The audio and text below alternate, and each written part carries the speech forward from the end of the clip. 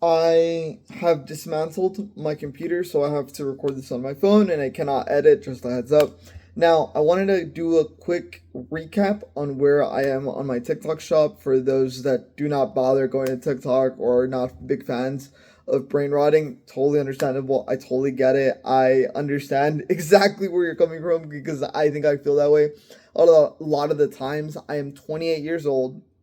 I started a TikTok shop.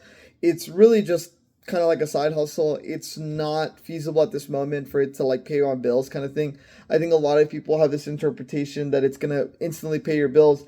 And I think the more I watch these content creators, not only those that are like very scaled up, but also anyone that's doing like a resale business like eBay, buying anything like video games, clothing, and stuff like that, the profit margins are either very small or they're very large, and it's a question of scale, right? So if you sell the same thing 100 times and you make $1 from selling each one of them 100 times, right? You've made $100. But there's some cases where people focus more on the larger margins. You can think about like slabs and stuff like that, where people are like really lucky or they hit it big. So, for example, the slab is cost them $20, or the card costs them $20, and then the grading costs them $15, right? So it's $35, and then now they can sell that card for 100. So think about the profit margin now being what, 65%, 75%, and it's a lot. You can make a lot of money off of slabs, but slabs is also a lot riskier. There's a lot more risk involved when it comes with slabs, because if you get it graded and it comes in as a low grade, you end up losing a lot of money. So there's a lot of questions as to what is more valuable to do. So doing a sealed product is 100% safer because there's a lot less risk involved.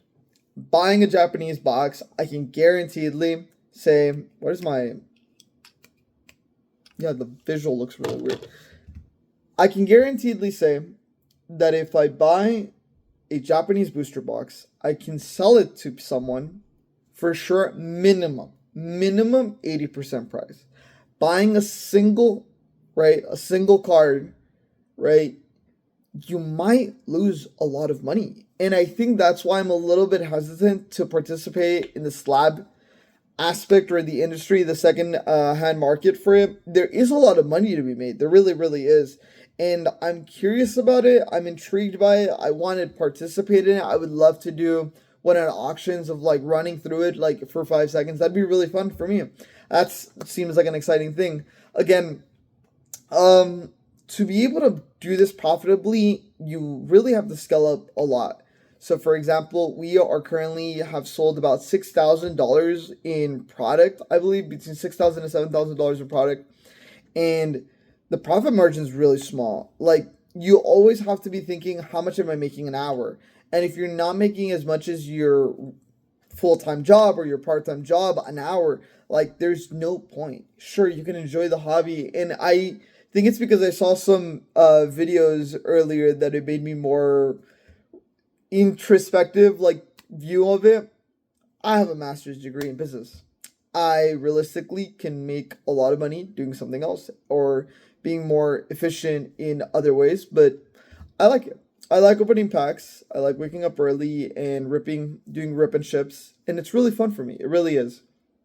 I think everybody has their own opinion as to what they believe is something that they want to do. Some people just want to do something that'll make them a lot of money. And I can guarantee you, though, that even if you're doing rip and ships, unless you're doing rip till you hits, unless you're doing breaks, unless you know you yourself, the house is winning 100% of the time, it's hard on the profit margins. It's not a lot of profit margins. Yeah, you see it, like, you can see the lighting. I don't know. It's like glaring. Um, I think a lot of people have this idea that they can open an LGS or that they can open their rip and ship and then just make a buttload of money and it's going to be flying all over them, right? It doesn't work that way. It really just doesn't. Like, it just does not realistically work that way. And I'm going to keep reminding you that, and I'm going to keep mentioning that. I think, I'm doing it for fun. I really am. And I don't want if you've been wanting to do this, I just want you to have a realistic idea that there's a lot of work involved. If you do not like giving up your free time, this is not it for you. I personally, I was playing games on my computer, and like everything, or like every moment and every second that I was playing, I was thinking like, okay, well, I'm gonna need to do rip and ships. I need to order all this inventory. I need to check how much the inventory is gonna cost. Is my reseller from Japan gonna sell me these packs for this amount? Is the valuation of these cards going up or down? What else am I thinking about? Just how much long is it going to take me on shipping? How many hours have I invested? How much am I getting paid per hour? So there's a lot of thought being put into that. And I just think a lot of people don't mention a lot of things that go into it. If you just want to go to work, come home, and just vibe, you can do that. If you want rip and ships to be a thing for you, I will say you need a good amount of capital. I'm fortunate to know enough people, whether it be my close family, relatives, that were willing to like invest into me, because they see, like, they literally just saw me put $2,500 on my credit card and see that like I just flipped it. I just made a profit off of it. What is it? We made like $300 off of it, but like they saw me flip it as quickly as I could within a week. We all inventory, right? So this whole video is really just, yes, I have sold $6,000 in Pokemon cards. I will make a video that details everything that we've done, what you should do better, how you should approach it. When I get to my $10,000 sold, I will make a video there. But this video is really just an inside perspective that you will have to put a lot of hours, and it will not be necessarily paid hours, because any profit that you do make doing this has to be reinvested, because you have to buy more product. Your product catalog has to increase or has to grow bigger. So if you were to start this, you probably wouldn't be able to pay yourself out. Maybe right now, what I'm thinking, even if I wanted to, let's say I full time, I'm doing rip and ships and everything, right? I would not be able to pay myself for about 6 months to more, possibly. So completely realistically, right? If I really wanted to pay myself, because I think it would be stupid to pay myself at any point right now. But if I realistically wanted to pay myself, maybe in 6 months you'd be able to. And I think that's why I understand that a lot of people, even if they want to stream, even if they want to be their own bosses, like, it's just not worth it. To a lot of people, there's no benefit to it. If you're struggling with cash right now, like, there's just no point. And it's rough. So yes, I'm sorry if I'm being a big party pooper right now. But I also want people to have like realistic expectations of what they can expect. I will hype you up.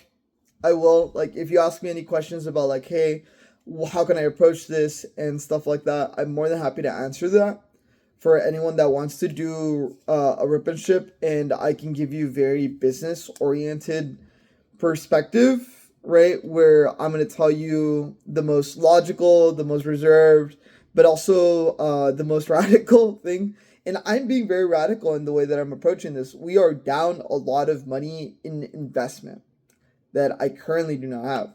So there's a lot of risk involved, because TikTok will not pay me out for 8 days after the person has received their shipping. So, for example, I have so many of these boxes that I have already made today just in shipping, right? So I have to spend 2 hours about for shipping, depending on how busy the day is. Today I got lucky. It was only 1 hour, because a lot of people, it was the same buyers, and I got lucky there.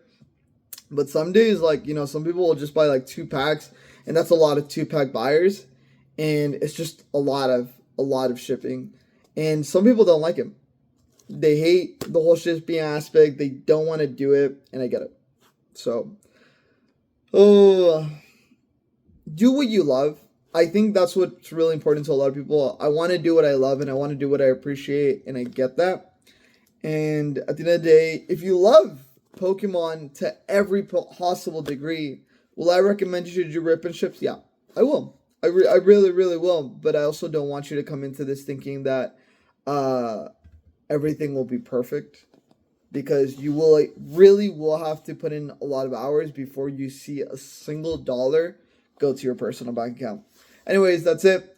Like, subscribe, and join the Rip and Ship on TikTok. Bye.